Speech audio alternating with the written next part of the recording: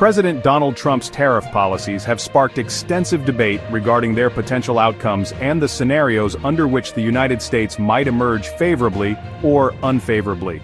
A win in this context could be defined as achieving reduced trade deficits, revitalized domestic industries, and enhanced negotiating leverage over trading partners. Several scenarios could lead to such outcomes, but not without serious risks for destroying the very thing that Trump is trying to build. This video discusses the benefits of President Trump's current trade war to the United States, while at the same time highlighting the grave consequences that Americans will face if he ends up losing. Please consider subscribing to the channel to stay informed on how this might influence your future economic well-being. First off, let's start by asking ourselves, what is President Trump trying to do? The answer to this question is, President Trump is leveraging trade imbalances to secure favorable deals, encouraging domestic industry growth, utilizing tariffs as a negotiation tool, capitalizing on global supply chain shifts, using short-term gains leading to long-term agreements. First off is leveraging trade imbalances to secure favorable deals. The United States maintains significant trade deficits with countries like Canada and Mexico, importing more than it exports.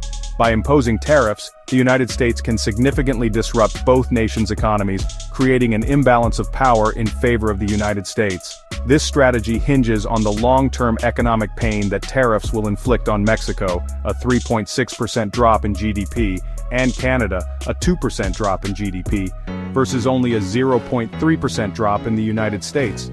The longer the tariffs remain, the more damaging they become to those other countries' economies, creating an incentive for the governments of Canada and Mexico to seek a resolution favorable to the United States. Secondly, Trump is encouraging domestic industry growth.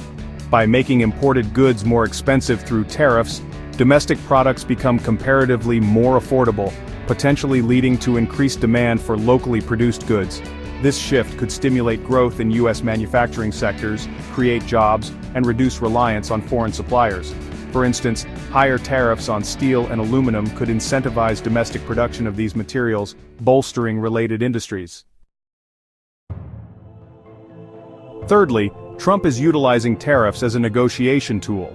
Tariffs can serve as leverage in trade negotiations, compelling other nations to address issues such as intellectual property theft, unfair subsidies, or market access restrictions. By demonstrating a willingness to impose economic costs, the U.S. might pressure trading partners into agreements that rectify long-standing grievances, leading to more equitable trade relationships. This approach assumes that the targeted countries have sufficient incentives to negotiate rather than retaliate. Trump is also capitalizing on global supply chain shifts. He is imposing tariffs that may prompt multinational companies to reconsider their supply chain strategies, potentially leading to the relocation of manufacturing facilities to the U.S. to avoid tariff costs. This reshoring of production could result in job creation and technological advancements domestically. However, this outcome depends on factors such as production costs, labor availability, and infrastructure readiness. Trump finally, but not the least, is using short-term gains leading to long-term agreements. Trump's mere threat or initial implementation of tariffs could lead to quick concessions from trading partners, resulting in agreements that favor U.S. interests without prolonged economic conflict. For example, if a country heavily reliant on exports to the U.S. faces immediate economic hardship due to tariffs, it might be more willing to make concessions to restore favorable trade terms. In conclusion, what are the serious challenges and considerations that President Trump may not have evaluated in depth? The number one obstacle that Trump faces is retaliation from trading partners. Countries affected by Trump's tariffs may impose their own tariffs on American goods, harming U.S. exporters and potentially leading to a tit-for-tat escalation that damages both economies.